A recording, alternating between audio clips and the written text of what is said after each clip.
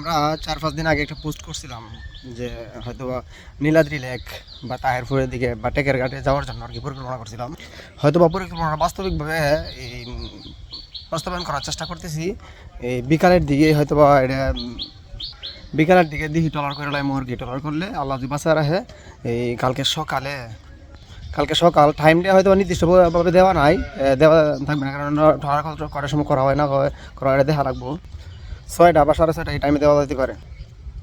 আল্লাহ যদি বাসায় টলার 2 করে লাই তাহলে হয়তো বা কালকে সকালে যাওয়ার পরিকল্পনা আছে বা চিন্তা ভাবনাতে। কেউ যদি আগ্রহী যাইতে চান, স্ক্রিনে আমার নাম্বার আর সজীবের নাম্বার দেওয়া থাকবে, যোগাযোগ করতে পারেন অতি শীঘ্রই। সার্ভিস আছে হয়তো 1000 টাকার মতো থাকতে পারে আর কি মনে হয়। সর্বসম্মতিক্রমে যদি আবার লোক বাড়ে তাহলে আবার হয়তো বা পার্সেন্টেজটা বা বেনিফিটটা অন্যদিকে বেনিফিট পাওয়া যাবে ইনশাল্লাহ। এই কারণ আবার আমরা হয়তো অত খারাপ না এই এখান থেকে ফায়দা নিব। ঠিক আছে, সব কিছু হিসাব করাই থাকবে, সমস্যা নাই।